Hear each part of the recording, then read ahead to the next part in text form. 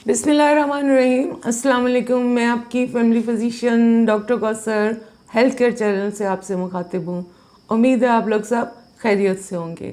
आज की हमारी वीडियो का टॉपिक है स्ट्रेच मार्क्स इन प्रेगनेंसी, यानी प्रेगनेंसी में जो जिल्द पर खिंचाव के निशानात आ जाते हैं।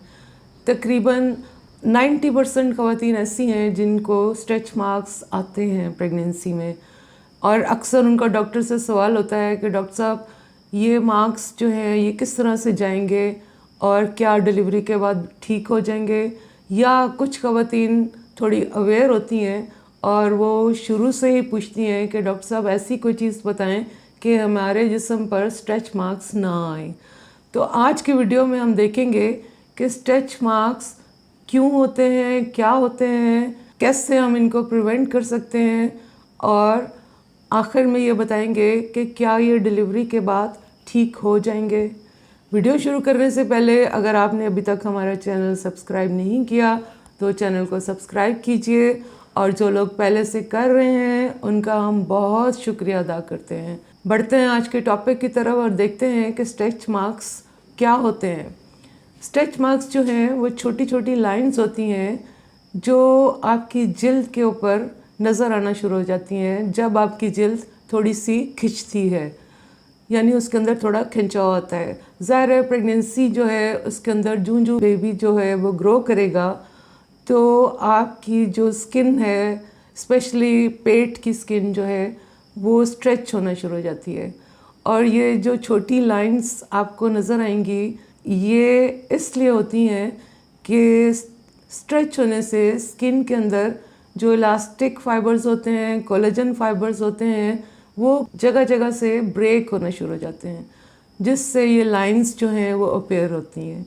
जूं जूं ज़्यादा स्ट्रेच होती है स्किन, ये लाइंस लंबाई में भी ज़्यादा हो जाती हैं और थोड़ी इनकी चौड़ाई भी ज़्यादा हो जाती है। शुरू में ये थोड़ी पिंक होती हैं, फिर रेड भी हो सकती हैं, ब्राउन, पर्पल इनका कलर हो सकता है। डिपेंड करता है कि आपका नेचुरल कलर क्या है।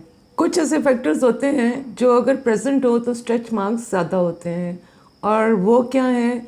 अगर किसी के अंदर कोई जेनेटिक टेंडेंसी है, यानी आपकी अम्मी को भी ऐसा हुआ, आपकी सिस्टर को ऐसा हुआ, तो बहुत मुमकिन है कि आपको भी प्रेगनेंसी में स्ट्रेच मार्क्स होंगे। इसी तरह से कुछ ख़वातीन की जिल्द जो है वो बहुत ज़्यादा ड्राई होती है प्रेगनेंसी में, या उनकी डाइट बड़ी पुअर होती है जिसकी वजह से उनकी जो स्किन है वो ड्राई होना शुरू हो जाती है। इस ड्राई स्किन में भी स्ट्रेच मार्क्स बहुत ज़्यादा आते हैं। इसी तरह से ये देखा गया है कि जिनका वेट बहुत ज़्यादा होता है प्रेगनेंसी से पहले, उनको भी चांसेस हैं कि ये मार्क्स ज़रूर आएंगे। अगर आपका प्रेगनेंसी में वेट एकदम से ज़्यादा हो जाता है, या आपका कोई ट्विन प्रेगनेंसी है, या बेबी जो है वो उसका वेट बहुत ज़्यादा है, तो स्ट्रेच मार्क्स आने के चांसेस बहुत ज़्यादा होते हैं। अब देखते हैं कि हम इनको प्रिवेंट कर सकते हैं या कम कर सकते हैं।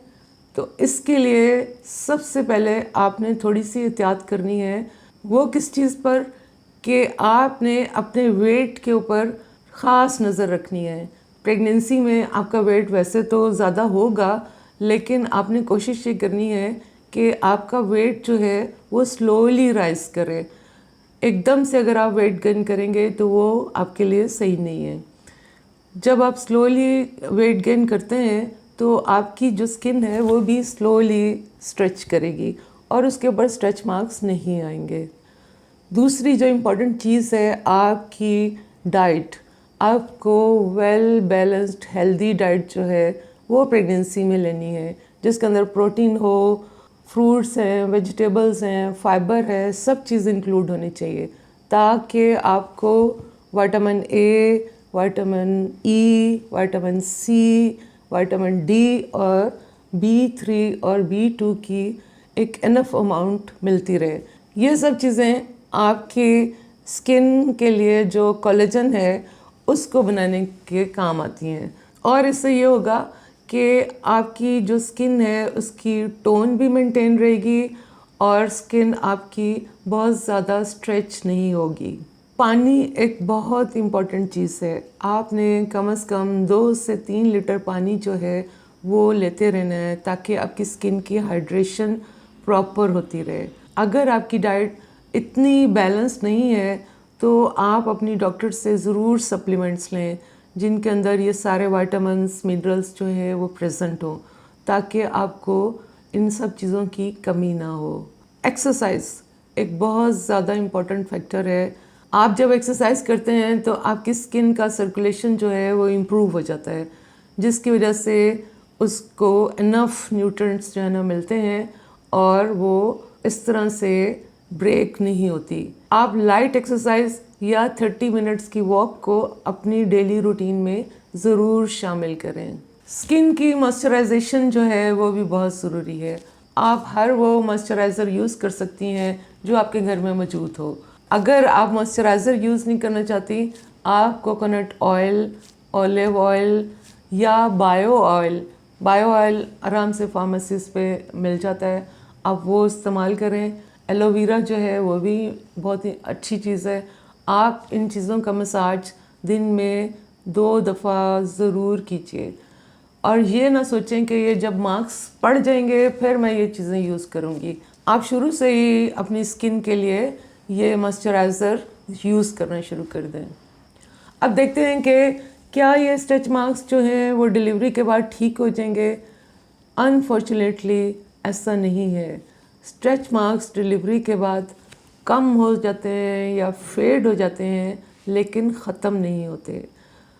आपने सब्र का दामन हाथ से नहीं छोड़ना और ये थोड़ा टाइम लेगा, लेकिन आस्ता आस्ता ये फेड होकर वाइट कलर के हो जाते हैं जो कि इतने ज़्यादा नज़र नहीं आते। लेकिन कुछ ख़वातीन के साथ ये मसला होता है कि डिलीवरी हो जाने के काफ़ी अर्से के बाद भी उनके स्ट्रेच मार्क्स जो हैं वो ज़्यादा नज़र आते हैं। उस सूरत में आप अपने डर्माटोलॉजिस्ट यानी स्किन स्पेशलिस्ट को चेक कराएं, क्योंकि वो आपको कुछ क्रीम्स जो हैं वो अप्लाई करने के लिए दे सकते हैं। ये क्रीम्स आपने प्रेगनेंसी में या ब्रेस्ट फीडिंग के दौरान इस्तेमाल नहीं करनी, ये आप बाद में इस्तेमाल कर सकते हैं और अंडर सुपरविजन ऑफ डॉक्टर आपने इस्तेमाल करनी है। अगर कुछ लोगों को इससे भी फ़र्क नहीं पड़ता, फिर आजकल लेज़र है, नीडलिंग है या माइक्रोडर्म एब्रेजन्स हैं। ये सब आपको आपकी स्किन स्पेशलिस्ट बता सकती है कि आपको किस चीज़ की ज़रूरत है। उम्मीद है आज की वीडियो से आपको काफ़ी इन्फॉर्मेशन मिली होगी।